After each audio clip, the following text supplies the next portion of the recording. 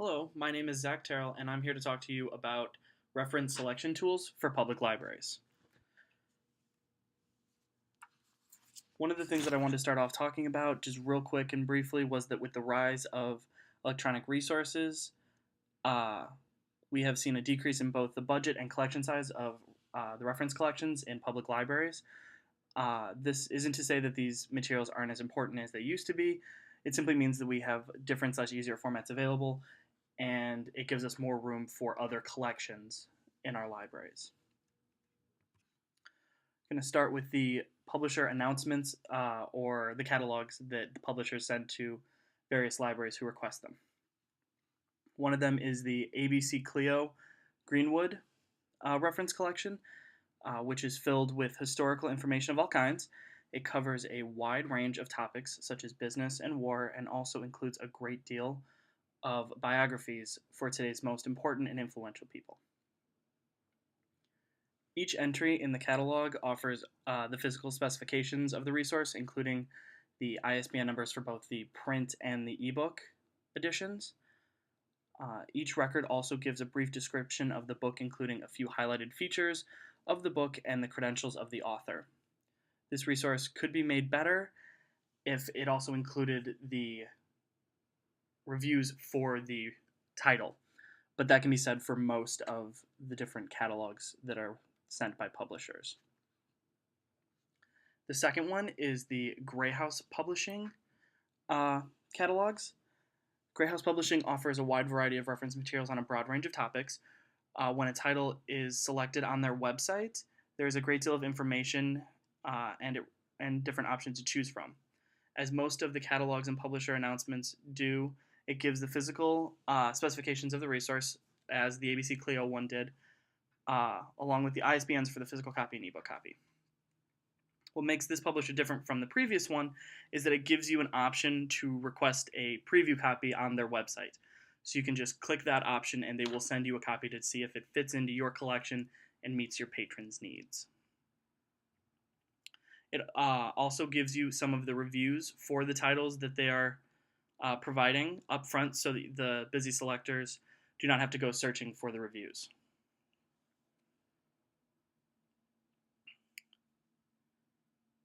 Praeger is another vendor, and their collection is filled with outstanding titles that provide information about the military activity around the world. There are many topics covered, such as terrorism and military strategy. This is the same publisher as the Greenwood publisher announced above with ABC Clio. However, because the topics covered by Praeger are slightly narrower, there is more room for some of the titles to showcase a bit more about each of the titles that they're including.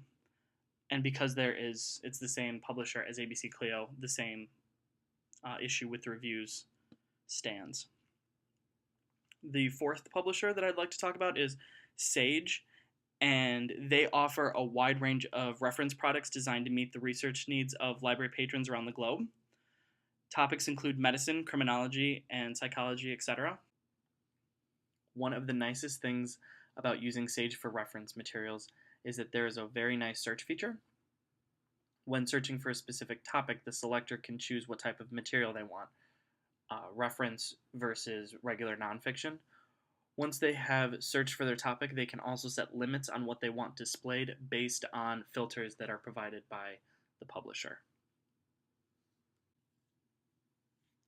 Because I talked about some of the publishing houses' websites, I wanted to at least give a brief walkthrough of a couple of them.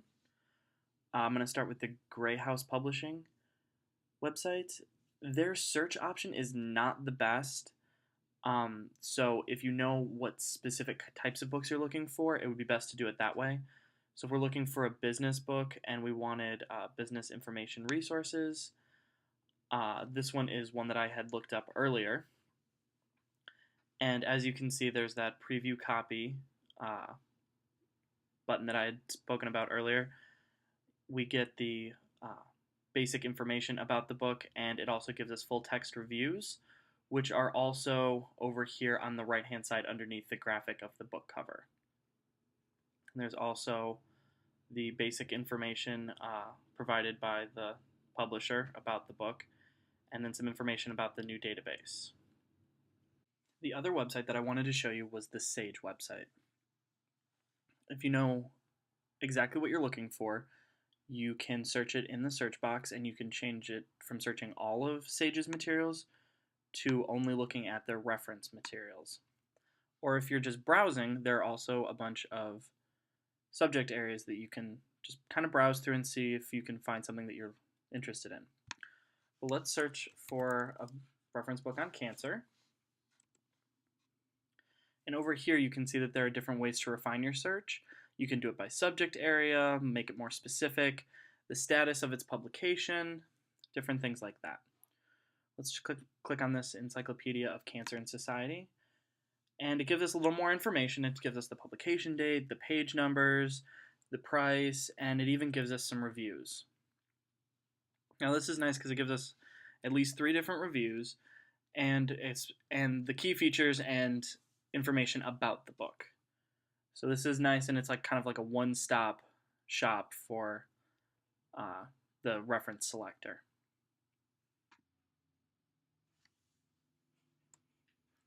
The next thing that I wanted to talk about were some review sources. We're going to start off with some of the print review sources, and we're going to start off with Library Journal. Library Journal is one of the most well-known journals dedicated to libraries.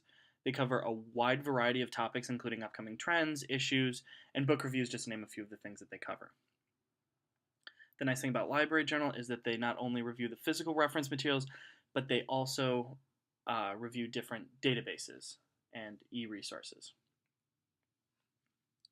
Booklist is very similar to Library Journal. It is also fairly well known. They offer reviews for titles on various subject areas. The 2 major differences are that Booklist has a search option and Library Journal does not on their website. The second difference is that Booklist requires a login to get more than the preliminary data about a title, which basically means the ISBN, page numbers, price, etc. Whereas Library Journal does not. Getting the login, however, is pretty easy. All you have to do is have a subscription to Booklist, and it comes with the login for the website. The next 2 review sources that I'd like to discuss with you are the ALA Guide to Reference and the American Library Book Annual. The ALA Guide to Reference is a selective guide to the best reference sources organized by academic discipline. Each title in this database is selected by a team of reference librarians who have decided that it is one of the best works in its discipline. This database covers about 16,000 works. One of the main reasons that this database is not as great as it could be is that it doesn't have a way to limit the search. You can change what is being searched by discipline, but you cannot do it by keyword or by publication date. It also is a paid subscription database. You can, however, use your ALA membership to gain access, as the association, as you may have guessed, is the one who put the list together.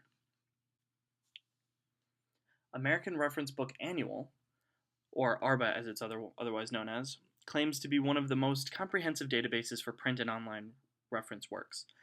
This database is a paid subscription. That is one of the drawbacks, but once the selector has gained access, there is a wealth of information to be found. The database has a great search function or a list of subjects that the user can select from. After the results are in, there may be different ways to display them. The titles can be displayed in a variety of ways by obviously title, author, publication date, publisher, or by ARBA volume, because the American Reference Book Annual is both a database and a print resource. One of the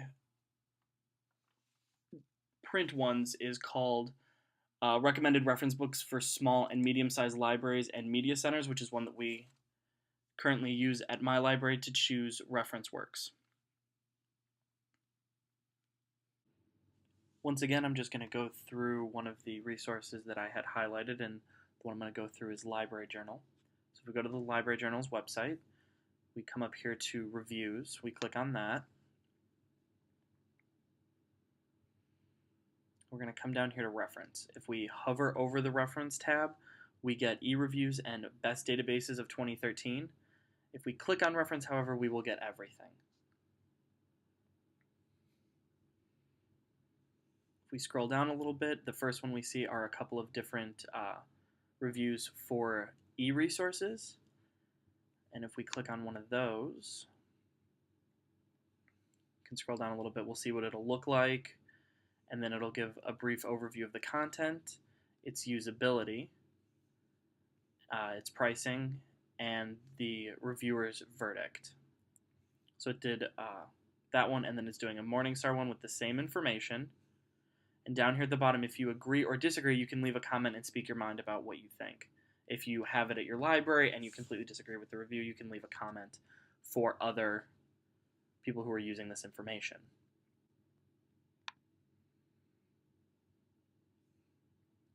If we go back and scroll down a little bit, there are some more reviews. These ones are of physical resources, so if we go ahead and click on this link, it'll give us reviews of specific material. So it gives us, again, a little bit of an insight on what the book is about and the reviewer's verdict and his name and where he or she studied and where they are. And this one seems to have a few more than the e-resources, but it's the same basic principle. You come all the way down to the bottom, and if you disagree, you can leave a comment. As I stated, this one Library Journal does not really have a search option. It does have a search option, but it will search the web. So the first one you search, you might get a Library Journal review, or you might get something straight from the web. So let's go ahead and try that also.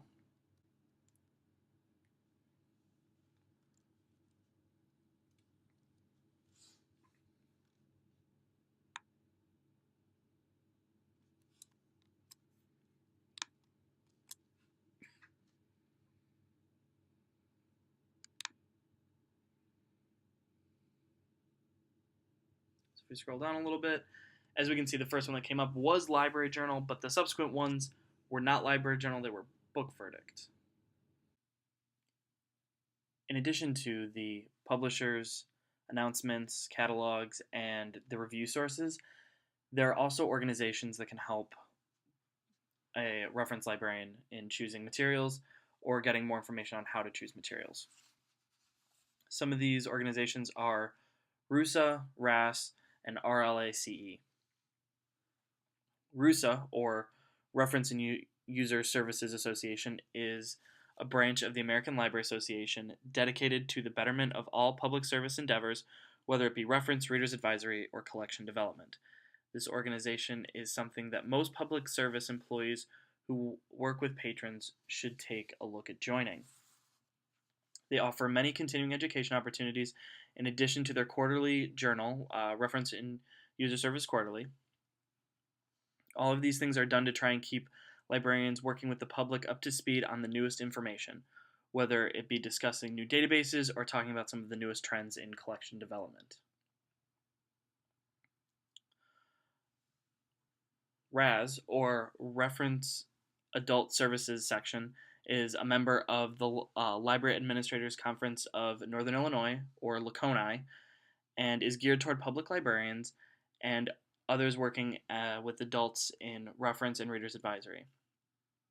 RAS allows members to share experiences, discuss problems, explore solutions, and promote continuing education and innovation. RLACE is Reference Librarians Association and Continuing Education.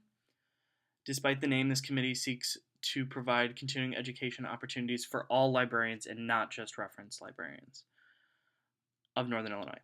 They offer speakers, programs, and networking opportunities for their members. The main goal of this group is continuing education, obviously, and allowing its members to share experiences with others who might be facing the same challenges that they are. There are just a couple of other things that I'd like people to keep in mind. One of them being reference ebooks, and there are a couple of different companies that offer databases that cater to reference ebooks, such as Gale Virtual Reference Library. Companies will also allow you to purchase reference ebooks directly from them. Either way, the selector for the reference materials needs to keep an eye on this virtual collection, even if the company says that they will keep it updated for them, and just to make sure that the ones that they purchase for themselves are also being updated on a regular basis. The next thing I want to talk about are jobbers, and those are vendors like Baker and Taylor and Brodart and things like those. These are really good resources also because they take all of the review sources, or at least the big named ones such as Library Journal and Booklist, which I talked about, and they give you the reviews in the same place where you can see all of the specs and all those things. Sometimes it might be easiest to have the publisher's catalog in front of you and pull up the item in the jobber that you are using to order the materials. And the last thing I want to talk about are database discounts. Some publishers and databases will offer some kind of discount if you purchase multiple things. Sometimes it is a discount because you already have one of their databases. Other times they will give you the print editions of a title for free because you purchased the ebook edition, or vice versa. I just want to thank everybody for joining me today. I hope you learned some new things, or at least found some new resources to use, and I hope you have a great rest of your day. Thank you.